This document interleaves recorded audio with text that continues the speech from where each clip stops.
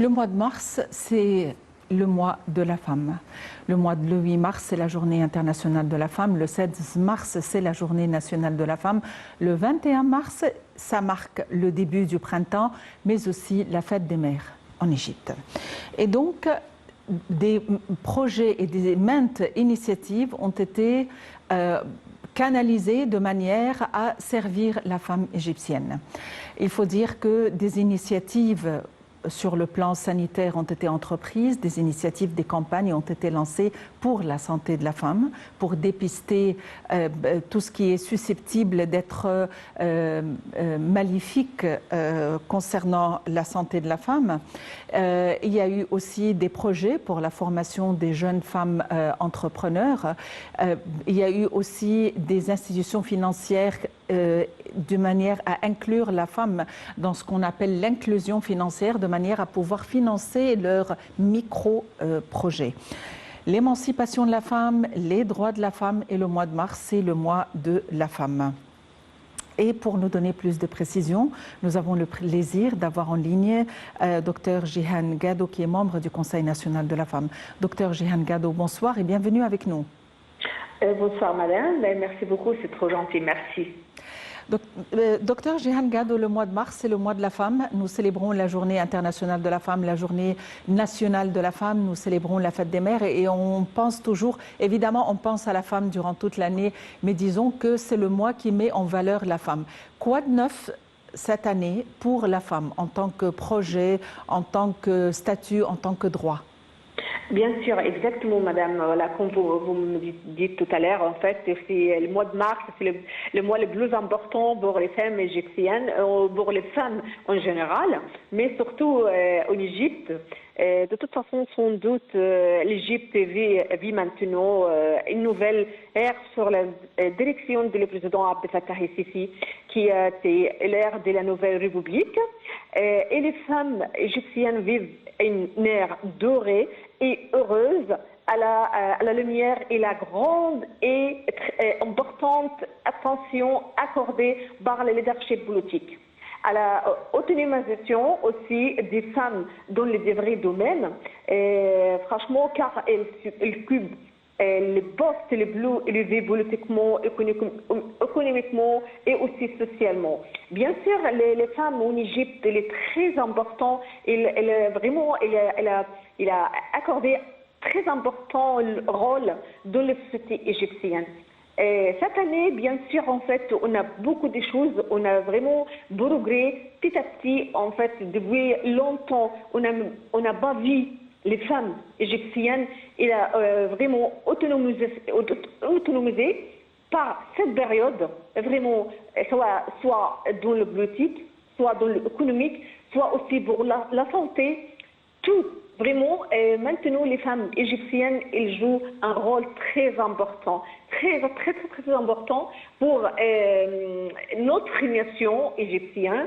Bien sûr aussi, la femme, même aussi le Conseil national des femmes, vraiment, elle joue un rôle très important pour progresser et développer tous les projets pour les femmes.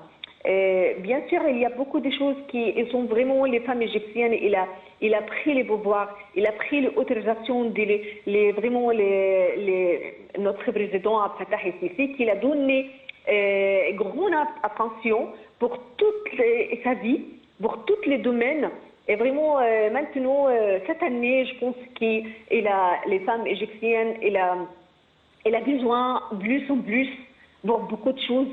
Et aussi, maintenant, on a les femmes juges, on a les femmes vraiment dans l'économique, on a des ministères des femmes, on a maire des femmes. Il y a plein de choses dans plusieurs domaines. Je pense que les femmes égyptiennes, elles ont progressé plus en plus. Et petit à petit, on voit les femmes égyptiennes, l'égalité de les ministères, 50% et 50%. Franchement, on attend beaucoup de choses, mais je pense qu'on a le bon chemin pour les femmes égyptiennes. Un des aspects importants accordés aux femmes ou favorisés aux femmes, ce sont les micro-projets pour émanciper les femmes et leur permettre de monter leurs projets, notamment dans les sociétés rurales. Où en sommes-nous quant à l'infrastructure et quant aux institutions financières susceptibles de financer ces projets? Bien sûr, exactement, parce que normalement, maintenant, on a beaucoup de femmes dans les villages, dans les petits villages aussi. Et elles ont besoin d'un coup de main. Elles ont besoin vraiment des forces économiques pour développer leurs projets, pour gagner leur vie. Vraiment, on a 7 points très importants pour toutes les femmes qui vivent en vie, vraiment très très très bien rôle pour eux. Je pense que le gouvernement maintenant et le président aussi, il a donné toutes les autorisations pour les gouvernements, pour tous les ministères, pour jeter un coup d'œil sur les femmes qui ont vraiment besoin les petits projets pour développer ce projet pour eux, pour avancer, pour trouver les bains. Franchement, je pense que c'est pour l'économique.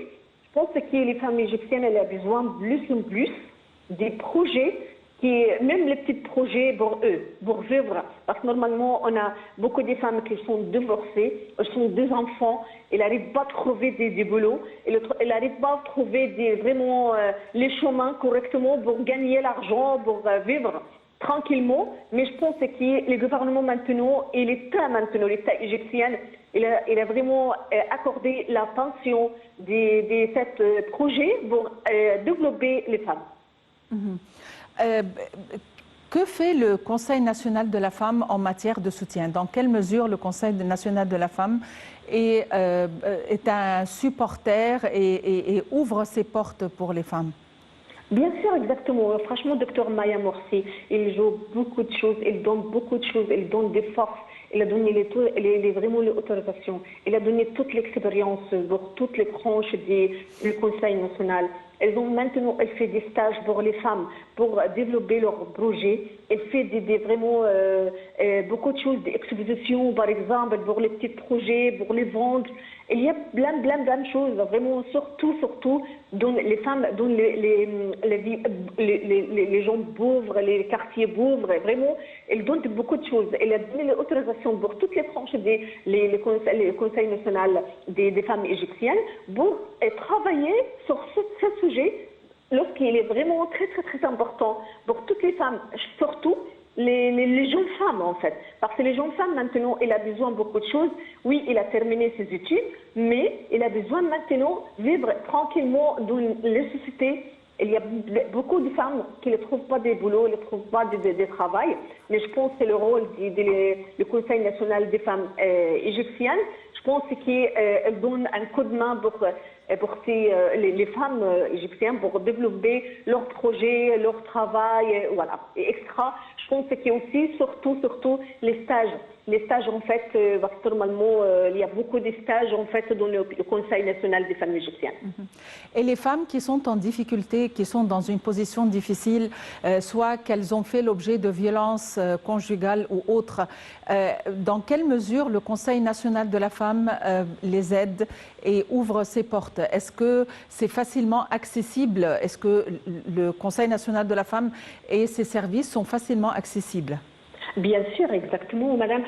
Chère madame, en fait, on a des lignes, on a des lignes spéciales pour recevoir toutes les réclamations, c'est surtout sur les femmes, les violences, et aussi, vraiment, on a accordé beaucoup de choses sur les violences, sur aussi le harcèlement sexuel, le harcèlement dans la rue. Vraiment, il y a plein de choses, en fait, pour les femmes égyptiennes, il y a des numéros spéciaux. Voilà, toutes les femmes elles peuvent téléphoner directement pour réclamer, pour faire s'il y a des problèmes ou quelque chose comme ça. Le Conseil national ouvre ses portes pour régler ce problème ou surtout aussi pour donner coup de main pour les femmes victimes. Et bien sûr, en fait, je pense que c'est facilement pour toutes les femmes qui elles vont réclamer tranquillement. Docteur Jihan Gadou, vous êtes membre du Conseil national de la femme. Je vous remercie infiniment pour votre intervention. Eh bien, nous allons vous retrouver dans quelques secondes avec Monsieur Hazem El-Eskandarani, qui est commentateur sportif, pour commenter la vision de l'État en matière de sport. À tout de suite.